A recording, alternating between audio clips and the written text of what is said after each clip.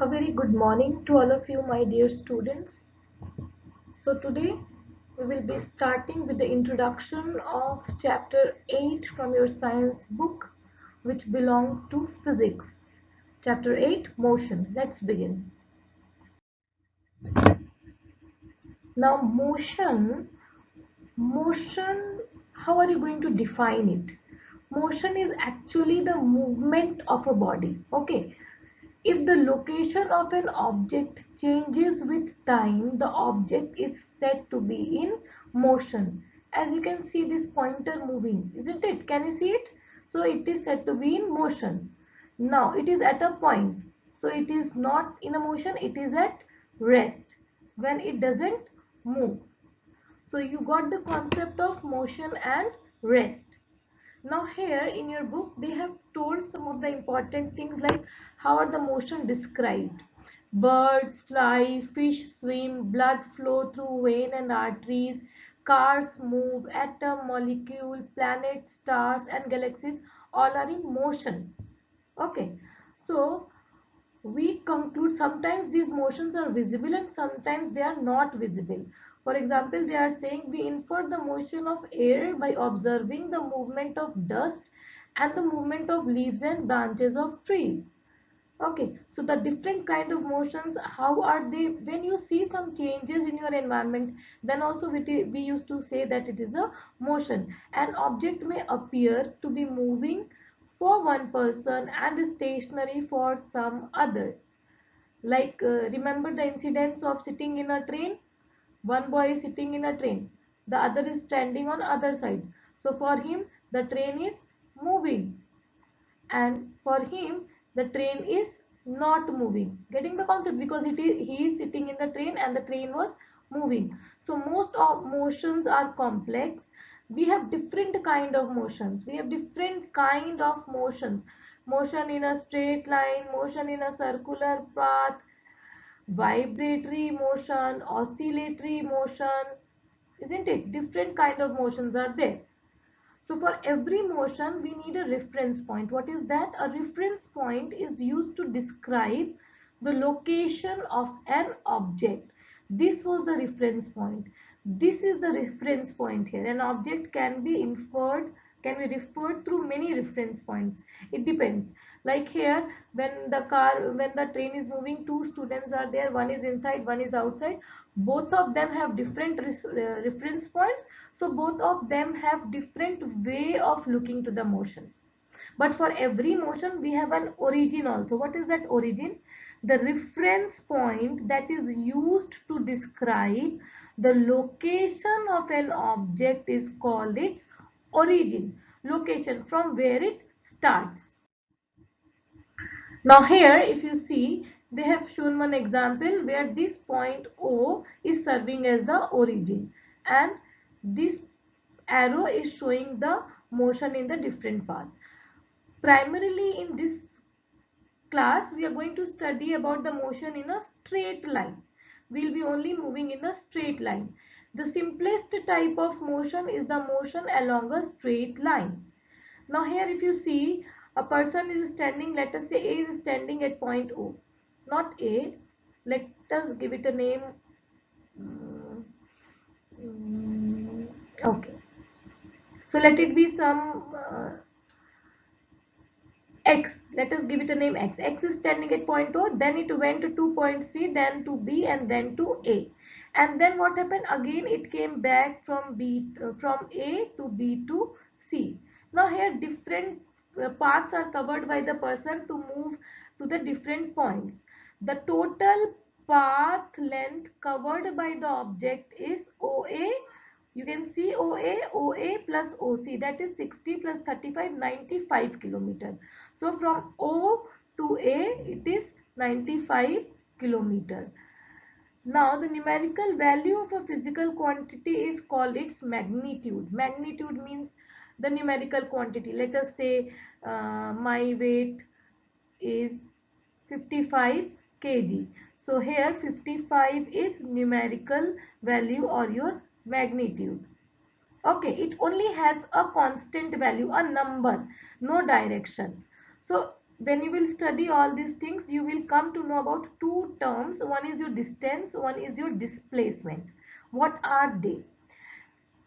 The distance covered by an object is described as the total path length covered by an object between 2 points.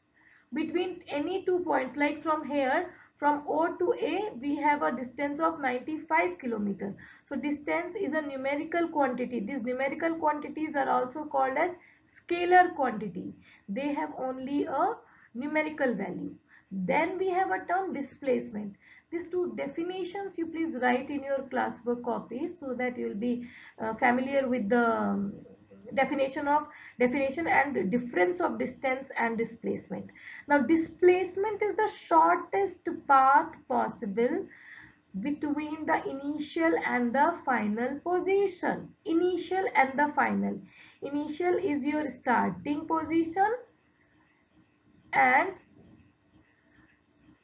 final is your final or the end position, isn't it? So displacement depends upon the direction in which the object is traveling. Now here automobiles are filled with a device which covers the distance and it is known as odometer. This name you should remember. What is odometer? It gives you the distance. Okay. So today what have we studied till now? First you studied what is motion and what is rest. Then we studied actually about the distance and displacement. So then before distance and displacement, I want to tell you the difference between a scalar quantity and vector quantity. You should know this. A scalar quantity describes a magnitude or a numerical value, as I gave you the example, and a vector quantity has a magnitude and a direction. For example, if I say distance covered is 5 meter, this is the distance, okay, and displacement will have a direction also. If I say 5 meter to north, this is displacement. Getting the difference? Distance will only talk about the numerical value, but displacement will talk about numerical value plus direction. Now one more term is there, zero displacement. Distance can't be 0 or negative, but displacement can be 0 or negative. We have some examples that you will study. First, what is the zero displacement? Look here. Suppose at a person is standing. Let us give him a name. Okay, at A person is standing. Let him be X. Now he is moving to B. Then he moved from B to C. Then C to D and then D again to A. So initial and final positions are same. He started from A only and then he came back along A only. Isn't it? So here the displacement is 0. Why? Because final position minus initial position is 0. But distance is what? Distance is 3 meter plus 5 meter plus 3 meter plus 5 meter. So your distance is actually 16 sorry 16 meter and displacement is 0. That's what they are saying. When the first and the last positions of an object are same, the displacement is 0. For example, consider the diagram given below, which I have explained you just now. So, moving on to the proper definitions of distance and displacement. Distance, the distance traveled by a body is the actual length of the path covered by a moving body irrespective of the direction, isn't it? Just now I told direction is not a matter, where it is moving, how much it is moving. Displacement, when a body comes from one point to another, the distance traveled refers to the actual length of the indirect path.